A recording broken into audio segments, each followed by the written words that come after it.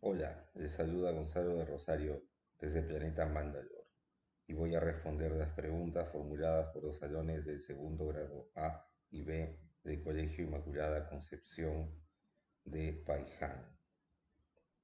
Bueno, procederé a quitarme el casco para poder conversar mejor.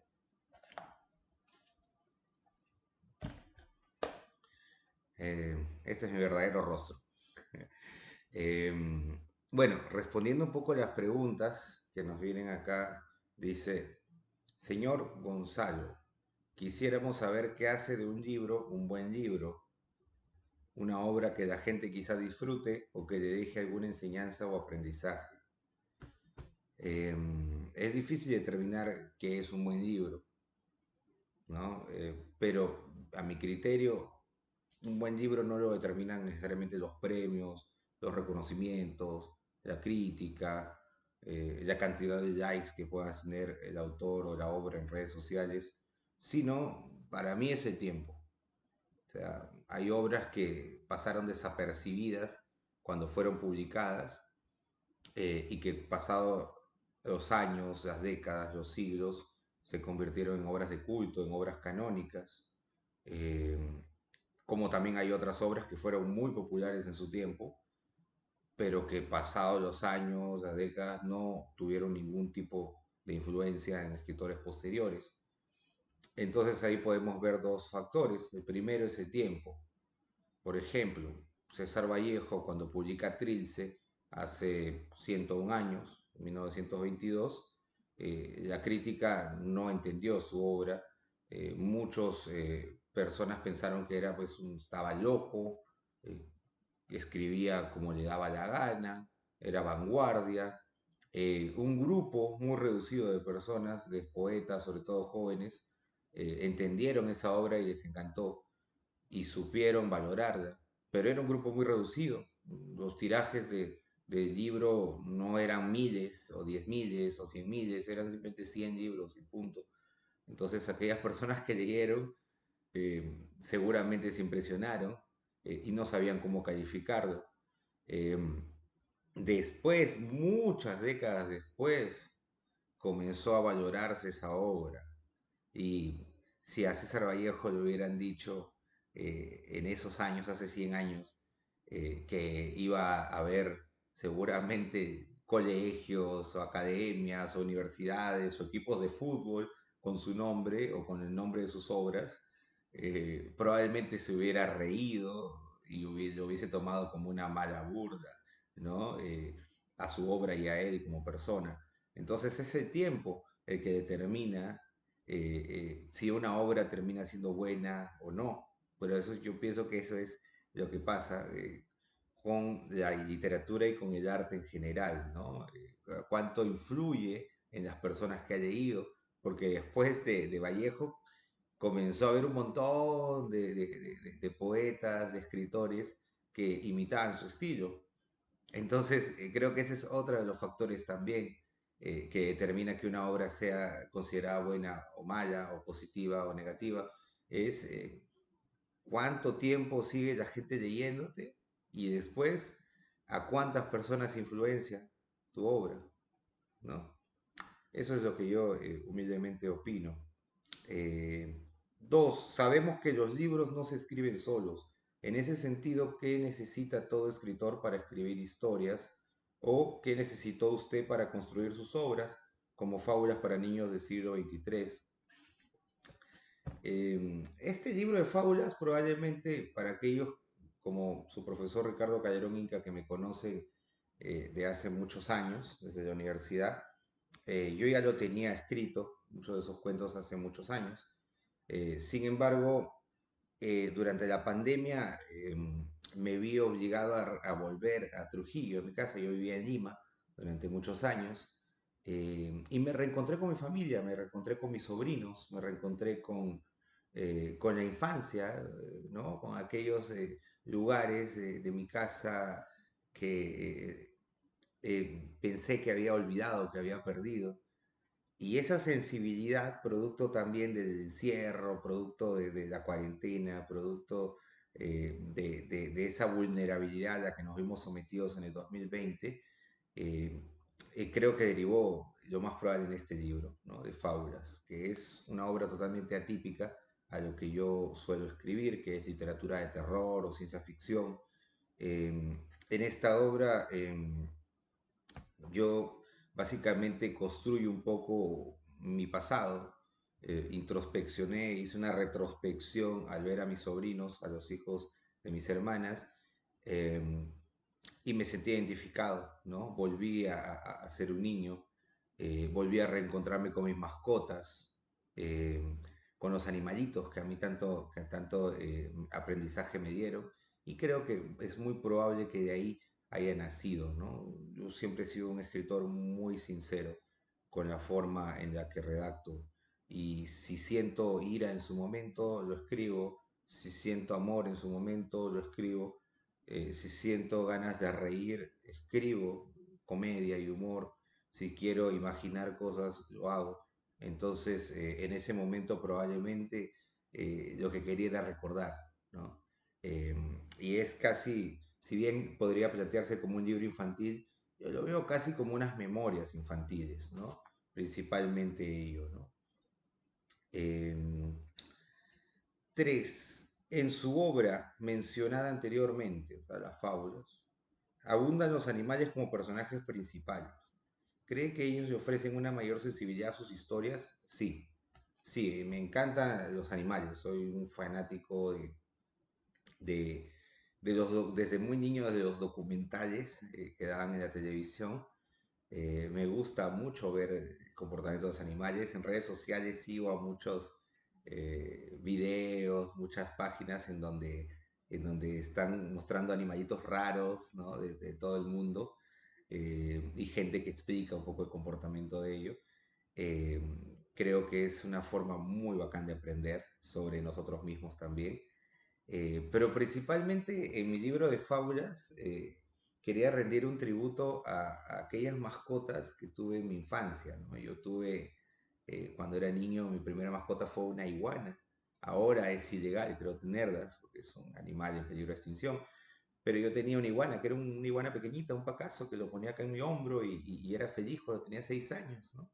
Entonces, tener un animalito a esa edad, creo que cambia tu vida. Y no era un animalito, digamos, común, como poder tener un gato o un perro, ¿no? Era un reptil. Y como a mí me encantaban los dinosaurios, y me siguen gustando los dinosaurios, para mí era lo más cercano que tenía a ello, ¿no? Entonces, para mí era como un pequeño dinosaurio, yo jugaba y yo era feliz, ¿no? Después tuve un ave que se llamó Einstein, que se cayó de un árbol. Mi padre la trajo un día y nosotros, mis hermanas, éramos felices de jugar con este pajarito. Eh, y después tuvimos un conejo, se llamaba Buster. Este conejo era muy comelón, para tragando todo lo que encontraba. Eh, y obviamente, como era su color plomo rata, a veces se paseaba por la casa y cuando venía algún familiar o alguien veían corriendo y pensaban que era una rata, pero en realidad era un conejo. Básicamente son roedores, así que es casi lo mismo. Eh, y también yo no tuve particularmente un cánido, o sea, un perrito, una perrita, pero sí mi madrina, la hermana de mi mamá, tuvo una perrita que se llamaba Linda, y cada vez que nosotros la visitábamos en Lima, yo jugaba mucho con esta perrita que se perseguía la cola, ¿no? Era una animalita que básicamente nos alegraba a todos. A mí particularmente me quería mucho, y yo también, ¿no? Y finalmente, cuando estuve en Puno, bueno, mi papá trabajaba en el sur del Perú, yo iba a los veranos, tuve ranitas, unos sapitos. Siempre me han encantado los reptiles, los anfibios, y bueno, en Trujillo no encontraba ese tipo de animales, así que eh, para mí fue una locura ir a los ríos ahí en Cabanillas, que es un pueblo en Puno, en el sur del Perú, cerca del lago Titicaca, en donde habían sapitos, un montón de sapitos como, pequeñitos como piedritas. Entonces yo los tenía ahí en unos tuppers y conversaba con ellos, jugaba con ellos, los veía, tenía renacuajos también. Eh, era, Eran historias que te enseñan sobre todo a querer a los animales, ¿no? A respetar la fauna silvestre, a valorar de ecología, que creo que es algo que normalmente se está olvidando, ¿no? En este mundo cada vez más destructivo, ¿no? Con la naturaleza. Eh, Dice la pregunta 4. ¿Por qué el título sugiere a niños del siglo XXIII si las historias tienen escenarios y personajes anticuados propios de otras décadas? Eh, Anticuado eso en los años 90, o sea, me están diciendo viejo. Qué terrible escuchar eso.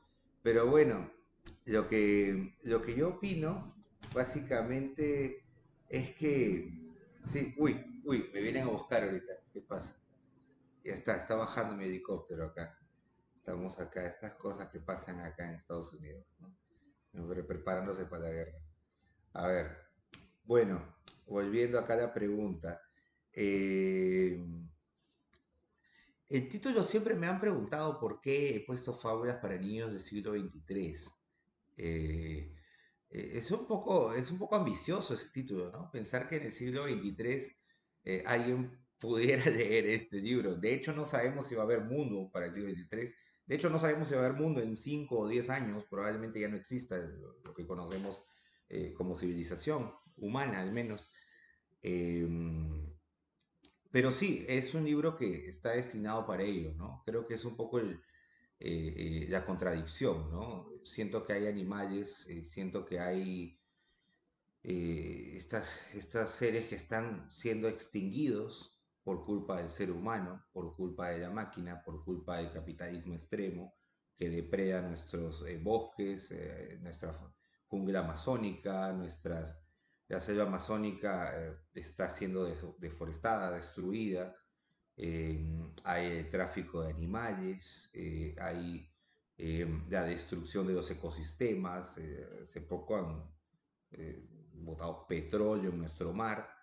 Entonces, así como va el mundo, yo pienso de que probablemente terminemos hasta extinguiendo a nuestros animales. Entonces, digamos que este es un mensaje un poco para reflexionar y ver si en el siglo XXIII habrá animales todavía, ¿no? A veces para nosotros es algo tan normal, pero hay que proteger a estos seres, a estos hermanos menores que tenemos, que yo considero que somos nosotros mismos reencarnados de algunas otras dimensiones, eh, y tenemos que valorar básicamente a estos seres que están ahí para enseñarnos algo, ¿no? Y dice 5, finalmente, los estudiantes de segundo grado A y B le agradecemos por su tiempo, muchas gracias a ustedes también por las preguntas, y le preguntamos por qué tendría que leer su libro. Hasta ahora, yo también me hago esa pregunta. ¿Y qué me aconsejaría para ser un escritor diferente a los demás? ¿Por qué deberían leer mi libro? En primer lugar, yo considero que es porque es muy divertido, es fresco, es un libro con el que pueden conectar mucho, sobre todo porque está contado desde la óptica de los niños, desde la óptica de un preadolescente también, ¿no? Digamos que el libro empieza desde los 6 años hasta que el muchacho, el protagonista que se llama Alonso, que es un alter ego mío, eh, tiene 12 años. Entonces está básicamente comprendida toda la primaria. No es propiamente un libro para niños, o sea, para infantes, para niños de primaria. Yo consideraría que es más para quinto, sexto grado y primero, segundo de secundaria, ¿no? Esas son un poco las edades.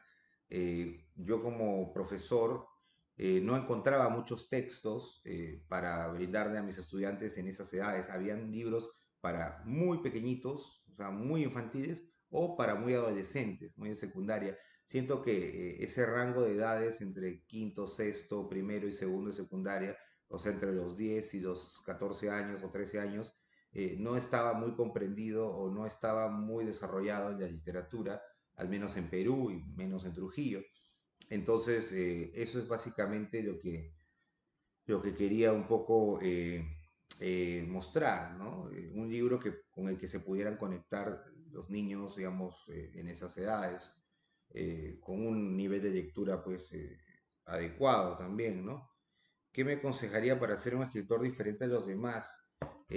Sean ustedes mismos. cuando publiqué este libro, Cuentos para quemarse, en el 2008, y eso lo sabe el profesor Ricardo Calderón Inca, el libro era leído, no en esta edición, ¿no? Es una edición, esta es la reedición, ¿no? Que salió en el 2016, 17.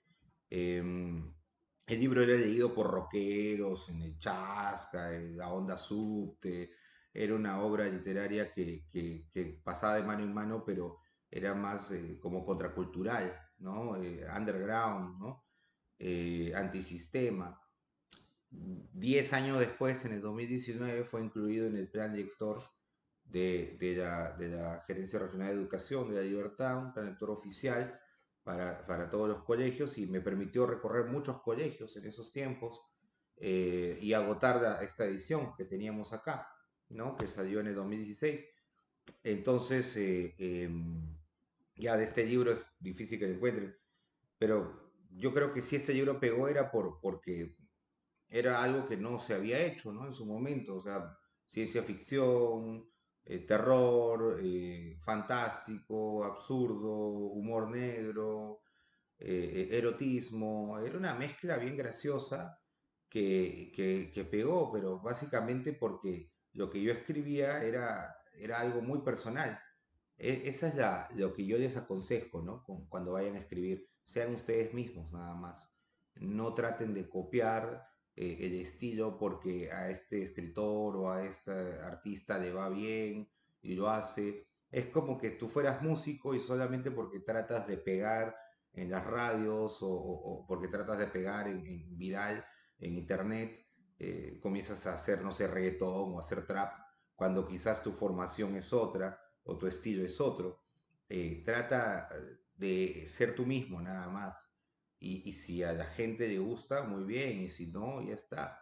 Pero siempre vas a tener un público, siempre va a haber alguien que le vaya a interesar esto. Yo creo que va por ahí lo que yo he escrito siempre, ¿no? Todos los libros que he publicado son por lo general distintos, ¿no? Son de diferentes registros. Me aburriría escribiendo lo mismo, ¿no? Hay gente que sí hace el mismo estilo durante todo el tiempo, pero si en algún momento tienen la oportunidad de leer otras obras mías o indagar en internet, porque están ahí también, van a encontrar que no hay necesariamente una repetición de temáticas o una repetición de estilos, y sin embargo siempre van a leer a Gonzalo de Rosario, ¿no? A la voz que está ahí presente, ¿no? Que es humorística, sarcástica, irónica, es lo que yo siempre he tratado de hacer, ¿no? Un poco reírme de todo. No, no me tomo tan en serio de la literatura de una manera solemne y de saco y corbata y de puntos y comas como normalmente la quieren mostrar, eh, no sé, muchos autores y autoras. Yo no, yo soy de los que se cagan de risa de todo. Y eso es, lean simplemente los libros y ustedes verán si les gusta o no. Pero principalmente si lo han conseguido, traten de compartirlo, traten de prestarlo, traten de pasarlo. El libro vive cuando se pasa de mano en mano y todos lo pueden compartir, ¿no? Ese es el mensaje que les dejo, ¿no? Lean mucho, lean de todo. Lean autores liberteños, autores trujillanos, autores peruanos. Comiencen siempre por casa leyendo y de ahí ya vayan hacia otros lados. Eso es lo que les podría recomendar. Un saludo desde Baltimore, acá en el estado de Maryland, en Estados Unidos, donde soy profesor acá de español. Y un saludo acá para el profesor Ricardo Calderón Inca, un gran amigo que siempre lo tengo presente acá. Y a todos ustedes, muchas gracias por leer mi obra. Un saludo. Felicitaciones por este evento tan bonito que están realizando.